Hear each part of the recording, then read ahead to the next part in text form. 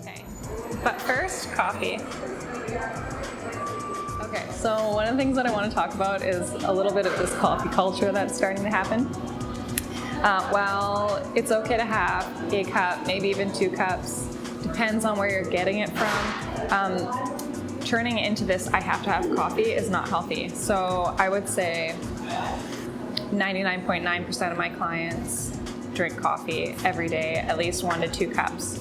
And while that can be okay, sometimes for someone that's healthy and active, it's not so much if you find yourself constantly stressed out, if you're low energy. I know this is our go-to for energy. We somehow thought about, we're so busy, we don't have time, we have to go have our coffee before we start our day. It's not always the best option, especially if you're wanting something that's going to be long-term and sustainable for you.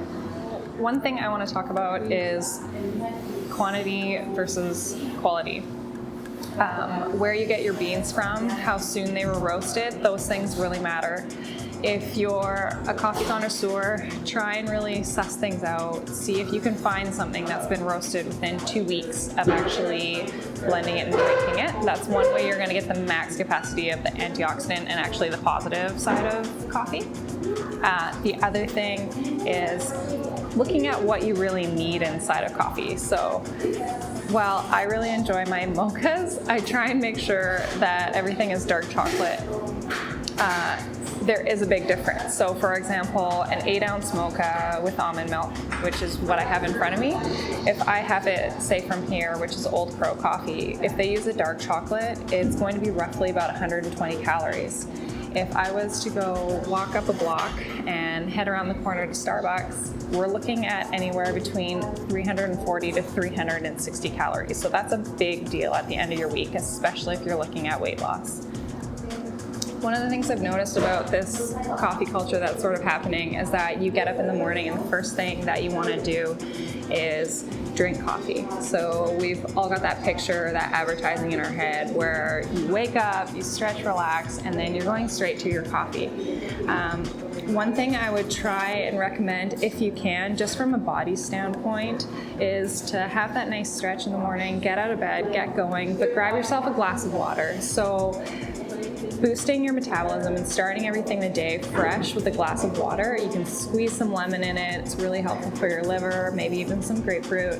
But try and boost yourself another way. Now, if you're going to be having coffee because you enjoy it and not for the energy kick, I would suggest that you try and have it anywhere between 10 and 2 p.m. Around those times are going to be the most beneficial times for your body to have it. If you're suffering from insomnia or have any problems as far as going to sleep, try and cut it completely. Now there are some alternatives. You can go for something like a matcha latte. You can go for something like chicory root. Some people like it, some people don't. Add some cacao and almond milk and it's pretty well like a little mocha or latte drink. It may not taste quite the same, but it is pretty good. I managed to trick my boyfriend into drinking it one morning, so just so you know, it tastes comparable. The other thing I would look at is possibly even a bulletproof coffee. So if you haven't heard of that before, they mix MCT oil, coconut oil, some cacao, and sometimes some butter or ghee, looking for grass-fed butter in particular, blending those all together. And again, it gives you a little bit more of a frothier kind of drink. Plus you can have more and it's only about 180 calories to your day. You've got good fats starting you.